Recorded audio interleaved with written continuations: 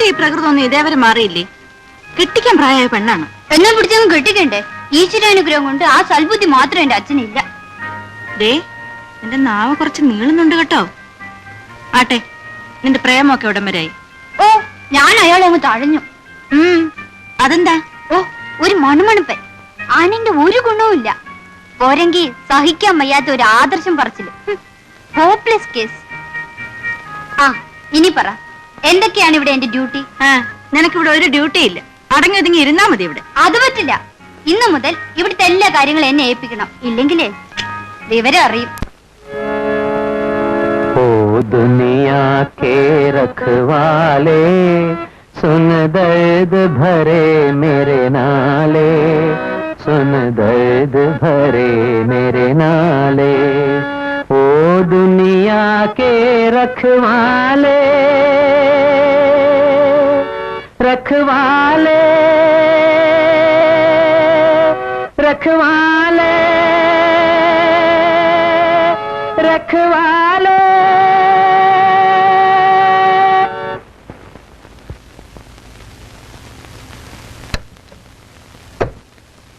അപ്പോഴേ പാട്ടുകാരൻ ചേട്ടാ, രാവിലെ തുടങ്ങിയതാണല്ലോ ഈ പരിപാടി.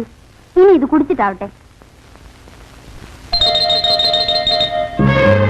കുടിച്ചില്ലെങ്കിലേ വിവരം അറിയും. ആ, അത് പറ്റുമല്ല.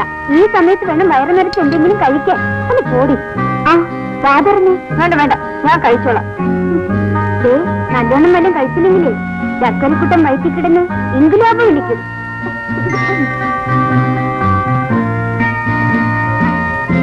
അപ്പോഴേ കൊച്ചിന്റെ ചോ സാറും പ്രവർത്തിച്ച പോലെ ആയാലോ?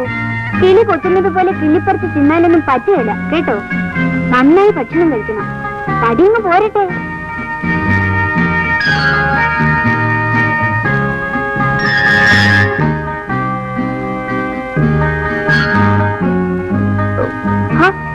കഴിക്കു ചേട്ടാ. എനിക്ക് മതിയായി.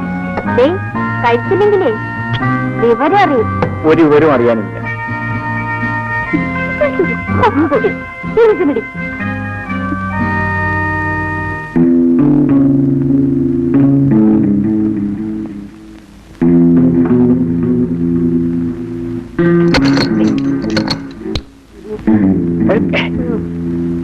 എടാ, ഫിലിം ഡയറക്ടർ, നിന്റെ പണി ഇതാണോടാ? അച്ഛാ, പൊന്നു സാറേ എന്നെ തല്ലരുത്. സാറിന് വീട് ഇതാന്ന് അറിഞ്ഞെങ്കിൽ ഞാൻ ഇങ്ങോട്ട് വരില്ലായിരുന്നു. വഴി വെച്ച് വന്നു പോയത് സാറ്. ഏതായാലും നീ പോകേണ്ട സ്ഥലത്തേക്ക് തന്നെ നിന്നെ ഞാൻ അയക്കാം, പോലീസ് സ്റ്റേഷനിൽ. അയ്യോ, എന്റെ പൊന്നു സാറേ, എന്നെ പോലീസിൽ ഏൽപ്പിക്കരുത്. ഞാൻ എന്റെ ഗതിയോടുകൊണ്ട് തുടങ്ങിയതാണ് ഈ തൊഴില്. ഞാനും സാറിനെ പോലെ നേമം കുഞ്ഞിരാമ്പാകരുടെ കീഴിൽ സംഗീത അഭ്യസിച്ചവനാ. 9 കൊല്ലം. നിങ്ങൾ സംഗീതം പഠിച്ചിട്ടുണ്ടോ? പിന്നെ എന്റെ സ്വരമോ അവസരാന്ന് പറഞ്ഞിട്ട് എന്നെ കൊണ്ട് ആരും പാടിപ്പിക്കാറില്ല സാർ. സാറെങ്കിൽ എന്റെ പാട്ടൊന്ന് കേൾക്കണം.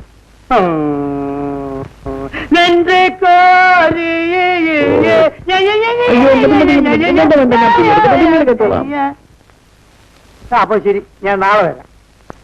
അങ്ങനെ ആവട്ടെ. നാളെ രാത്രി വേണ്ട, പകൽ വന്നാൽ മതി. സാർ വേള ഇത് ഭദ്രമായിട്ട് പൂട്ടി വെക്കണം. ഇത് മരം മോഷ്ടിച്ചുകൊണ്ടു പറ്റും സാർ.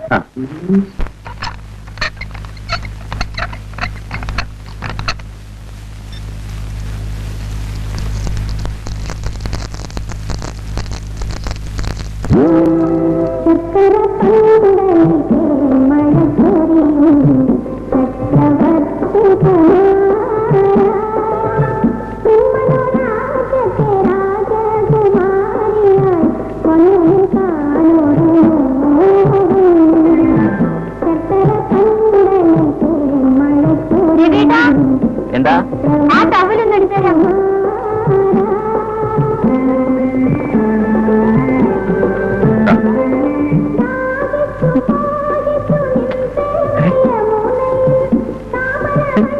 എന്താ എന്തായി കാണിക്കുന്നത്? എനിക്കൊന്നും മനസ്സിലാകുന്നില്ല.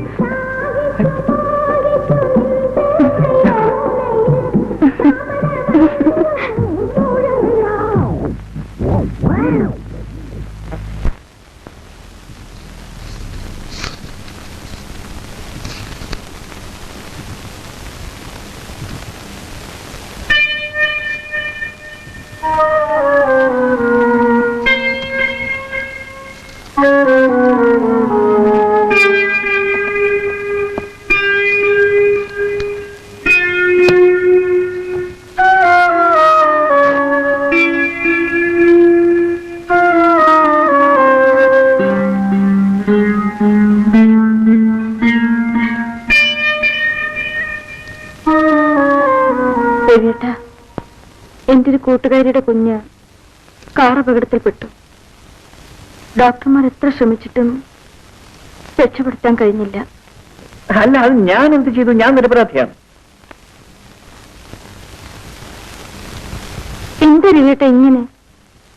അല്ല, ഞാൻ വേറെ എന്തൊക്കെയോ ആലോചിച്ചു പോയി നിന്റെ വിഷമം കണ്ടിട്ട്. ഏയ്, ഉം. എന്താ ഉം. ഇന്നിതെന്ത് പറ്റി? ഏയ്, ഒന്നുമില്ല. എന്തോ ഉണ്ട്. ഒന്നുമില്ലെന്നേ. അത് കൊള്ളാം. രവിയേട്ടന്റെ മുഖം കണ്ടാൽ എനിക്ക് അറിഞ്ഞൂടെ? ഉണ്ട്, തീർച്ചയാണ്. എന്തുണ്ടെങ്കിലും എന്നോട് പറയൂ. നിനക്ക് വെറുതെ തോന്നുന്നത്. ഏ, എന്റെ മുഖത്ത് നോക്കി കള്ളം പറയരുത് കേട്ടോ. പറയൂ രവിയേട്ടാ, എന്താണ് കുഴപ്പം? ദേ, എന്നോട് ഇപ്പൊ പറയുന്നതാണ് നല്ലത്. അല്ലെങ്കിൽ പിന്നീട് ഞാൻ അറിയുമ്പോ കൂടുതൽ കുഴപ്പമുണ്ടാവും. പറഞ്ഞേക്കാം.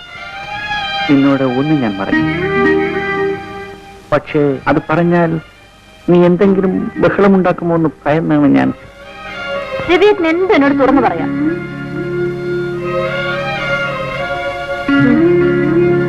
പറഞ്ഞാൽ നീ ദേഷ്യപ്പെടുമോ? ഇല്ല, എല്ലാം പൊറുക്കാനും സഹിക്കാനും എനിക്ക് കഴിയുമെന്ന് രവിയേട്ടൻ അറിയാമല്ലോ. പറയൂ. ഞാൻ പറയാം, പക്ഷേ മരിച്ചുപോയ എന്റെ അച്ഛനും അമ്മയുമാണ് ഈ കാര്യത്തിൽ ഞാൻ നിരപരാധിയാണോ അല്ലയോ എന്ന് നീ കേട്ടിട്ട് പറ. കാര്യം പറയൂ രവിയേട്ടാ, പറയൂ രവിയേട്ടാ. ഞാൻ പാട്ട് വെച്ചുകൊണ്ടിരിക്കുമ്പോഴേ നമ്മുടെ മാലതി ബാത്റൂം